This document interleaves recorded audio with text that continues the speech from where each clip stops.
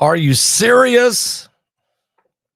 I mean, guys, seriously, are you serious? We have breaking, very, very important breaking, urgent breaking news. And boy, things are moving fast.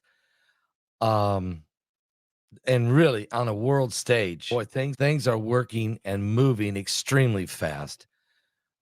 In the Middle East, in also in New York at the UN and around really the world. Let me tell you all about this. This may change the course of the war in the Middle East. And I'm going to tell you all about that.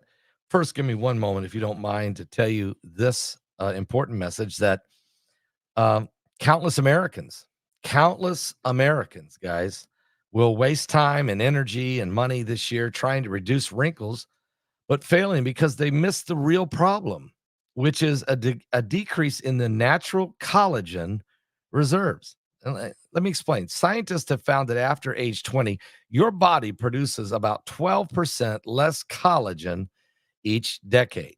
And if you experience an excess of sagging skin or wrinkles for your age, you may be collagen deficient. Plus, knowing you should supplement collagen isn't enough. You have to use the right type of quality source collagen to have the best chances of reducing the appearance of aging. This is why, guys, I brought it back. Last year we used it. You know how great of results everybody was getting. I brought this back because I don't know what the magic secret is in here.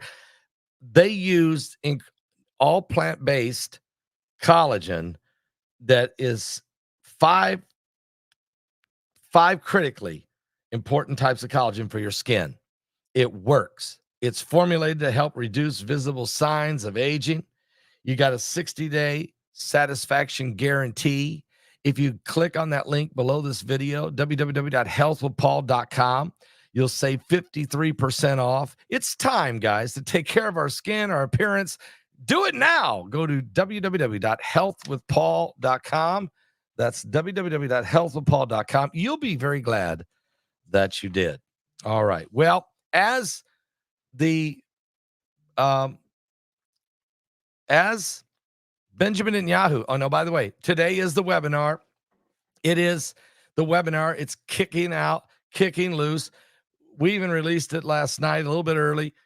People are watching. Responses from people everywhere are saying incredible. And really, it's hard to even decide which presentation is the best. People are blown away by all of it. It's so good. So get your tickets. Go to my website at paulbegleyprophecy.com right now. Go to paulbegleyprophecy.com, get your ticket, and you'll be watching the webinar in moments. It just takes moments, and you're watching it. So if you need help with that, you want to order the ticket, you need some help, call, okay? The number is 765-414-2230. That's 765-414-2230, and get watching today.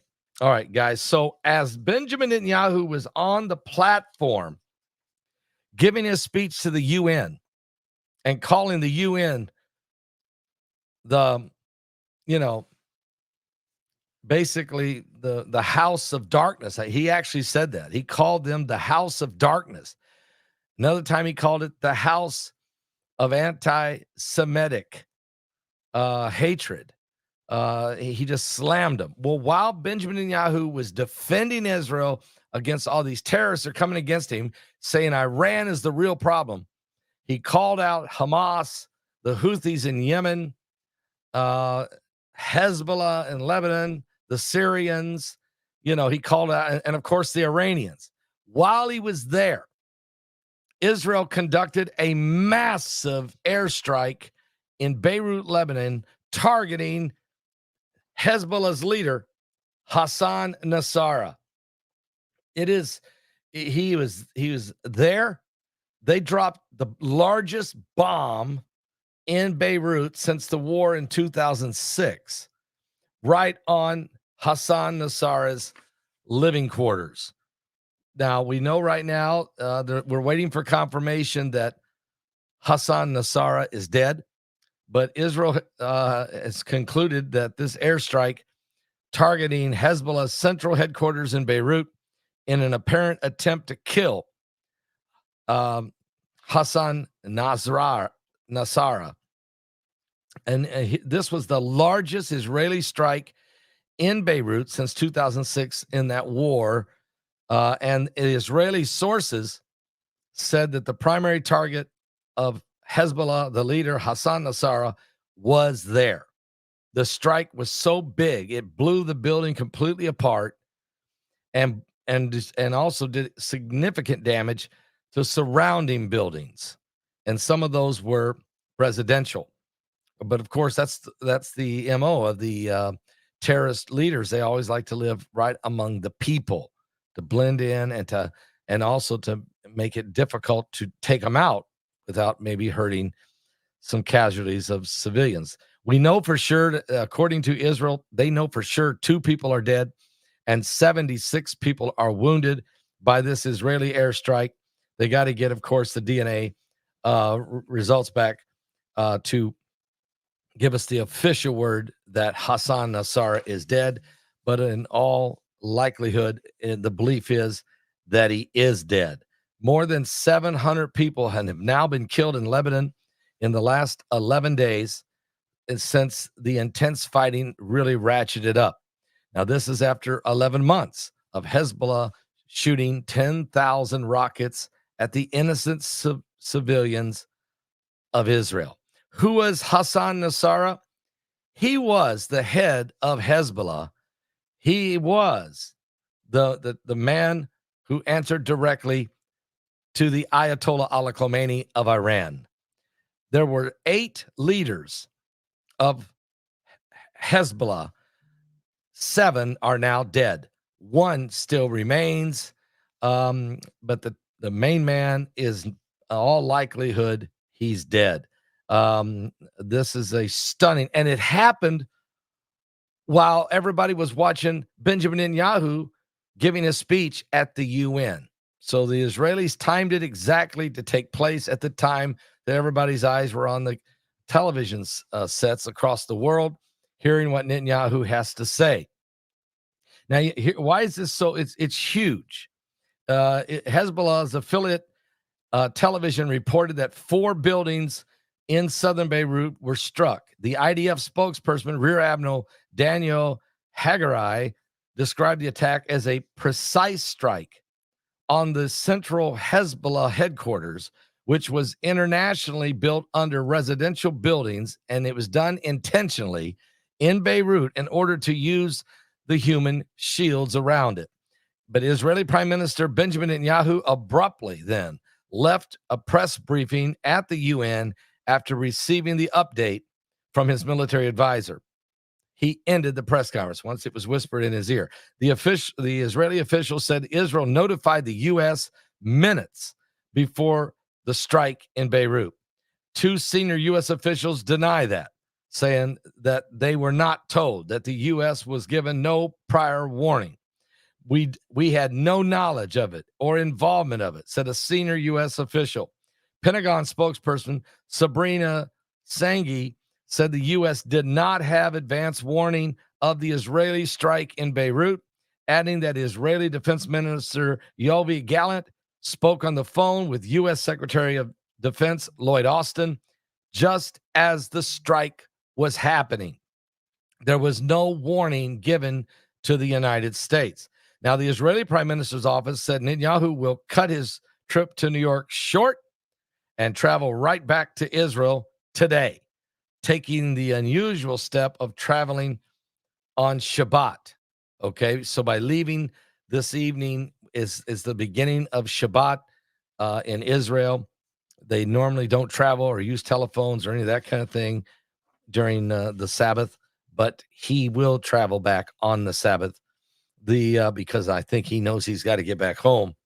The strike comes 2 days after the U.S. and France announced an initiative for an Israeli Hezbollah ceasefire, and after Secretary of State Anthony Blinken and other U.S. officials called on Israel to avoid any further escalation that could spark out. The White House had even come out and had said that there was a deal, a 21-day ceasefire was about to be implemented in all likelihood. And they celebrated this on Thursday night. But Netanyahu then spoke and backtracked and said, no, Israel has not agreed at all to this proposal. And so the White House was going out, and they were basically bragging that they had brought a 21-day ceasefire. And they were announcing that it was all likely going to happen, that everybody's agreed. Israel come back and said, no, we didn't agree to none of this. We don't know what you're talking about. And then Netanyahu goes to the podium at the UN to speak. And as he's on the podium speaking, he's dropping bombs on the guy who they said they had negotiated the 21-day ceasefire. So it's really weird because this is the guy would be the person who would be agreeing, Hassan Nasrallah. So in one hand, the United States, the Biden administration was saying that there was going to be a ceasefire. They had negotiated it with Hassan Nasrallah, but Israel said, no, we haven't got no ceasefire. There's no deal. And then Netanyahu walks to the podium, and while he's speaking, the defense minister of Israel picks up the phone and calls the Secretary of Defense of the United States, Lloyd Austin, and while they're on the phone, they drop the bomb, the largest bombs, on Nasrallah's head. So this is weird. You can't assume, but was Biden trying to save Nasrallah from this moment by announcing a ceasefire? Or was, I guess the other question would be, did Biden even know that Israel was about to drop this bomb on Nasrallah?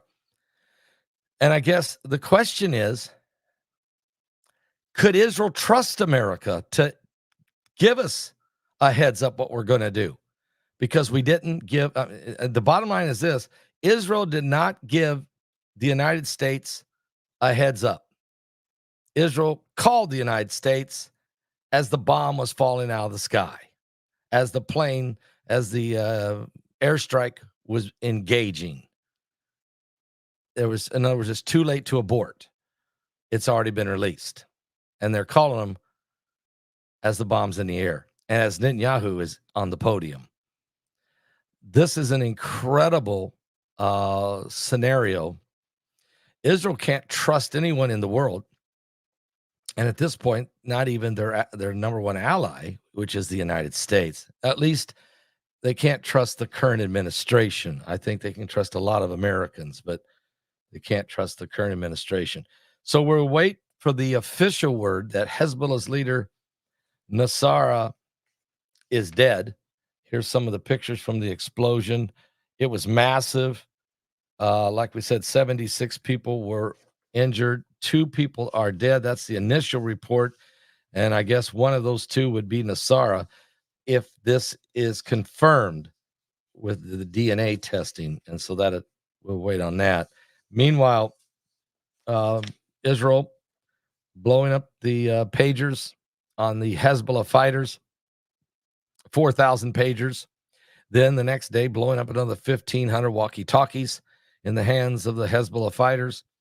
And then going on a bombing campaign for 3 or 4 straight days, firing over 2,000 airstrikes, destroying tens of thousands of Hezbollah rockets, killing over 400, I actually think it's 700 now, over 700 Hezbollah fighters primarily. And then while the President of the United States says that there's a 21-day ceasefire, Netanyahu is saying, no, there's not. And then Netanyahu steps to the podium, and while he's speaking to the UN with anger, very frustrated, he called them the house of darkness. He brought Netanyahu even brought up the point that that there's been 173 resolutions condemning Israel at the UN, and there's 174 resolutions condemning Israel, and only 73 resolutions condemning the rest of the world combined. And so he said that the UN was the house of darkness.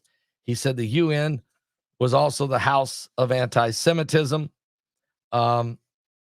It was an incredible. So this is an incredible day. And now Netanyahu's leaving. He's not going to Washington to talk to Biden or anybody else. He's going back home now. Now, meanwhile, let me just say this. Here's what the UN did. You won't hear anything about this because the media absolutely is so anti-Semitic also. But look at this.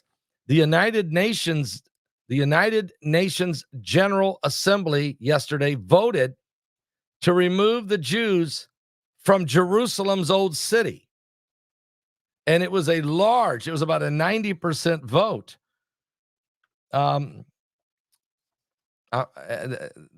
Here was the deal. I'm actually wrong. I said it was yesterday, but it was actually on the 18th.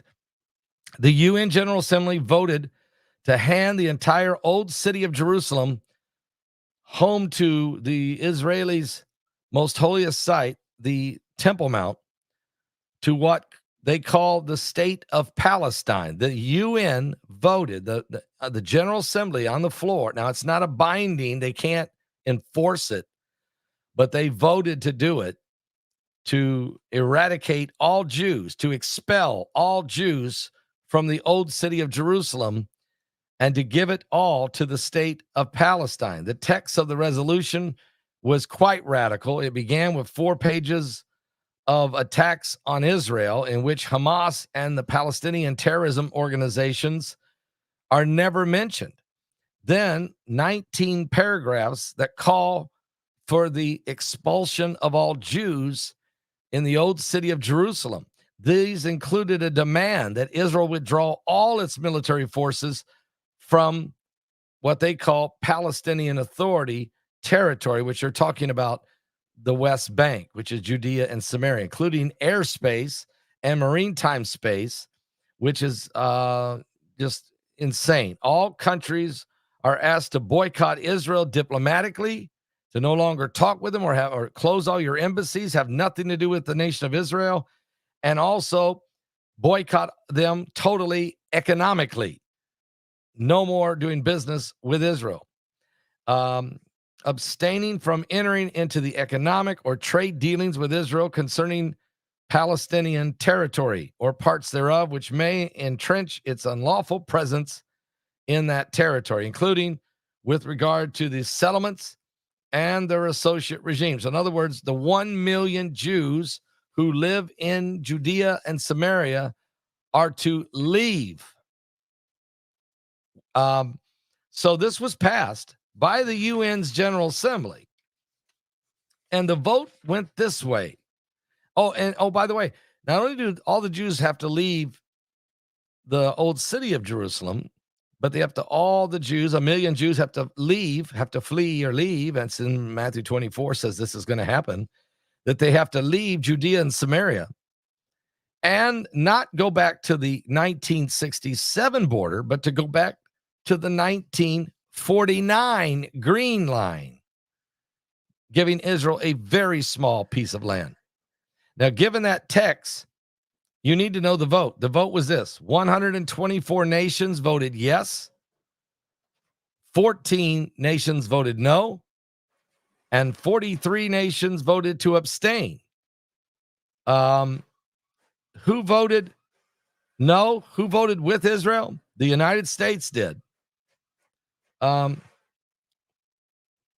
So did Argentina and the Czechia and Hungary and Malawi and Paraguay and a little tiny Pacific island nation of Fiji. No wonder I like my Fiji water. No wonder I like my Fiji water. And Micronesia and Nauru and Palau and Papua New Guinea and Tonga, where that volcano is, and Tuvalu. That's it. Where's Canada? Where's the UK? Where's France? Where is everybody? Well, there were 43 nations that abstained, and that included Australia, Austria, Canada, Denmark, Germany, Lithuania, the Netherlands, Poland, Serbia, Slovakia, Sweden, Switzerland, Ukraine, and the United Kingdom. Those all voted to abstain. It's just interesting. They didn't stand with Israel. They just voted not to vote. But by doing that, you're voting no, because basically the vote was 124-14. It shows you there's hardly anybody standing with Israel now. Just the United States, Hungary, Argentina, and basically a few little island nations like Fiji, Micronesia, these little Tonga, all the little island nations, which don't even have armies. So, but wait, there's more. While this is all going on, Zelensky met with President Trump at Trump Tower, which is extraordinary. The fact President Trump's not the president. But does Zelensky know something that we don't? And when we start talking about this webinar today, the October surprise, well, this was a surprise on Nasara when Israel dropped a bomb on his head while he was probably watching Netanyahu give his speech on television. Also, it's a surprise that Zelensky would meet with the former president. That never happens. World leaders don't meet with the current president and vice president and then go meet with the former one, unless you're pretty sure that former one's coming back into power. If he's not coming back into power, why even consider having the meeting? It's because they know something, guys. They know that Trump is leading in the polls significantly. This is why Vice President Harris went to the border 39 days before the election to try to look like she's trying to seal the border when she didn't care for 4 years. And 10 million plus illegals come across from 184 different nations. Now she's going to make a last second ditch effort. And when she got there, all she's doing is blaming Trump. Now, former President Donald Trump did applaud Zelensky today, praising the Ukrainian president for their very good relationship. And of course, but he did, we know a few days ago, accused Zelensky of having nasty little aspirations. But Trump said, we have a very good relationship. I also have a very good relationship, as you know, with President Putin. So Trump said that. And I think that if I win, I think we're going to get this all resolved very quickly. Trump told reporters in Trump Tower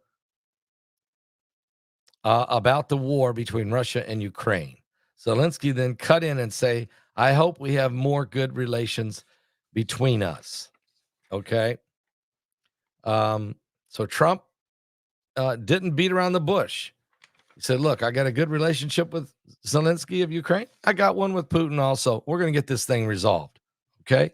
We're going to get it resolved.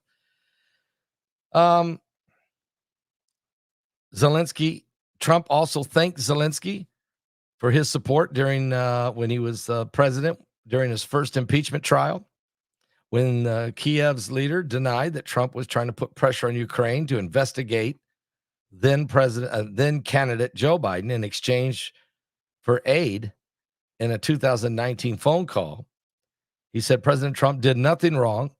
Trump called me. The impeachment hoax died right there, but they still impeached him. So Zelensky was still defending Trump, supporting Trump, and now asking Trump for his help if Trump becomes president of the United States, he's asking basically Trump to help bring the war to an end. So, guys, do you see how many things are happening this fast, this quickly? And we're not even to October yet. And when you watch the October surprise webinar, each speaker gives you the different analysis or intel they have of what could be the October surprise or a series of October surprises. It is incredible how things are moving so exponentially, really. How things are moving so quickly, so fast. Man, we're living in the end times, guys. We really are. And there is no denying this. We're living in the last days. It's time to give your life to Jesus Christ because we're running out of time. BP Earthwatch shirt. Heads up, everybody. You can get one of these awesome shirts by BP Earthwatch at bpearthwatch.com. bpearthwatch.com. I just thought I'd wear it today. Just thought I would. It feels good, looks great. Good day to do it. What? Saturday was silent, and surely it was through. Since when has impossible ever stopped you? And Friday's disappointment is Sunday's empty tomb. Since when has impossible ever stopped you? Think about this, folks. This is the sound of our dry bones rattling. This is the praise make a dead man walk again. Open the grave, I'm coming out. I'm gonna live Thank you, Robin. Again. This is the sound of dry bones rattling. Pentecostal fire, stirring something new. It's time to get your tickets for the webinar. You're not gonna run out of miracles anytime soon. Do it now. Your resurrection power, it runs in my veins too. I believe there's another miracle here in this room. This is the sound of dry bones rattling. This is the praise making urgent. Nasara is dead. I'm coming out. I'm gonna live again. This is the sound of dry bones rattling.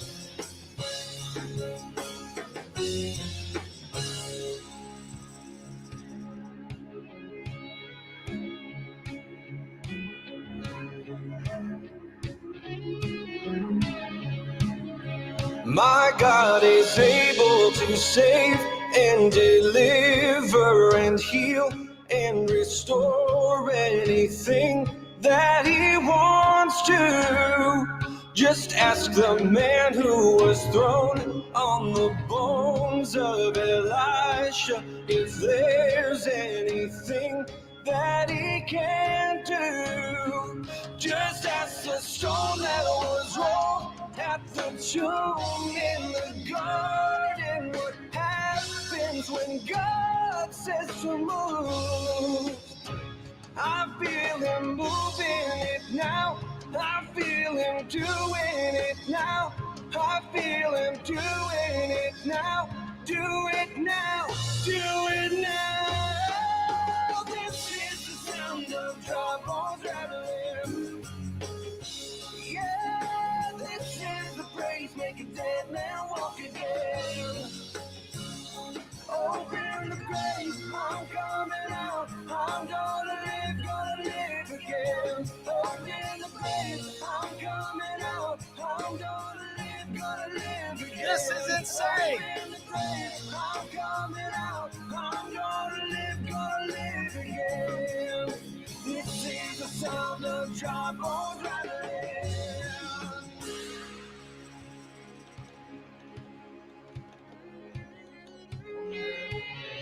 the long arm. Son of man, these bones are the whole house of Israel. Prophesy and say to them, thus saith the Lord God, behold, my people, I will open your graves and cause you to come up from your graves and bring you into the land of Israel. Then you shall know that I am the Lord, and I will put my spirit in you, and I will place you in your own land, and you shall live. I will place you in your own land. You shall live, live, live, live, live.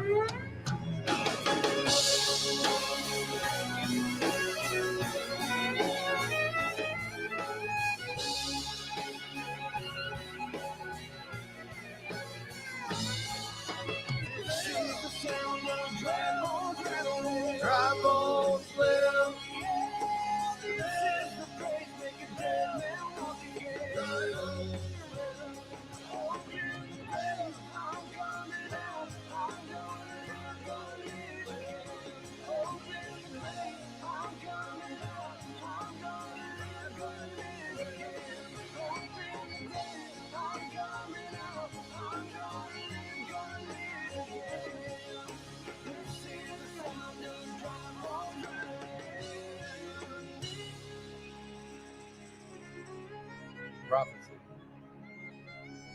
Prophecy unfolding right before your very eyes.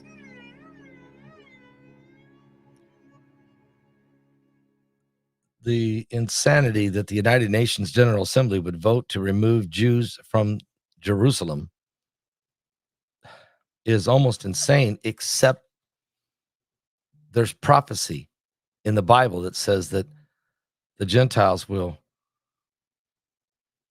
trample underfoot the Jews in the nation, in the city of Jerusalem for 3.5 years, for 42 months. It actually says that.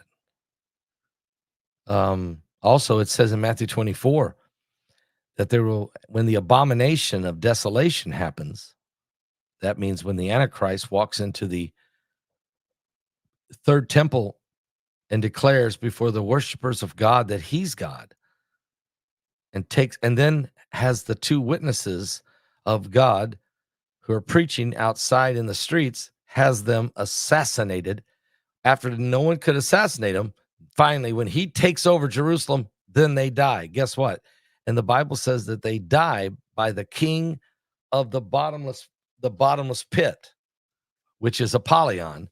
And he comes out of that pit in the book of Revelation, chapter 9, verse 11, 9:11. So we are moving. You're seeing the headlines now.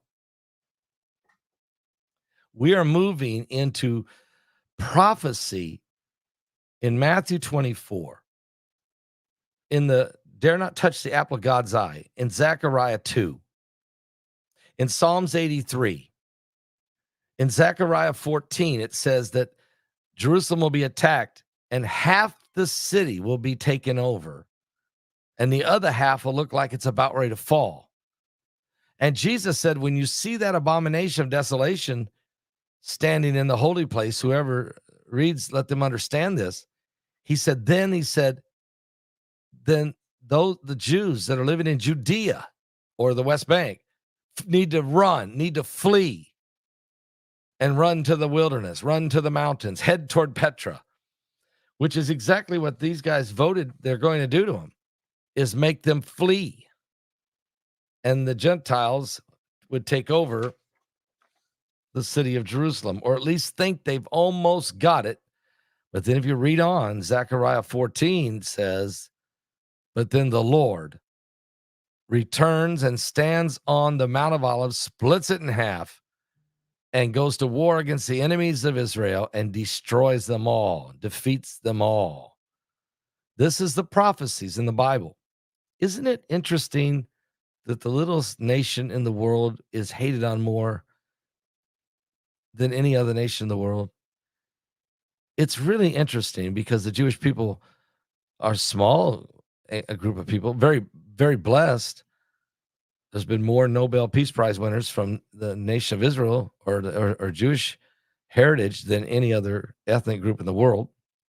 It's really interesting. Even Netanyahu made a comment in his speech. He said, why? He asked the UN Senate, he goes, why would you curse the blessed people? He asked that question. Why would you curse the blessed people? He was really, really, there was a lot of prophecy there. There was a lot of biblical references there. There was a lot of very, very interesting situations. So this is a major breaking news, urgent, breaking. Nasrallah, I believe, is dead. Hassan Nasrallah, the head of Hezbollah, he may have just been eliminated. It looks like he has been. We'll wait for the official word from the DNA analysis if they can find any. And as the biggest bomb dropped on Beirut since 2006 fell on his head, while Netanyahu was giving a speech from the UN, and while his defense minister was on the phone with the Secretary of Defense, Lloyd Austin, telling him, I hate to break this to you, but we just destroyed the guy that you've been negotiating with. There's no ceasefire. We're going to finish Hezbollah off, just like we're going to finish Hamas off. And if Iran wants some of this, they're next, where they can call it quits. It's going to be their call. It's quite interesting, guys. You're living in the days. And you ask yourself, well, could Jesus come back? Jesus said, when you see these things happening, when you see the signs in the sun, the moon, the stars, we're getting a second moon on Sunday, the 29th. Oh, remember what Mike Around the World said? Mark down these 3 dates, the 23rd, the 27th, today, and the 29th. He said, watch what happens on that 27th. You might want to keep an eye on that date. What happened is what I just told you. All of these things happened today. And the dropping the bomb on Hassan Nasrallah, that's huge.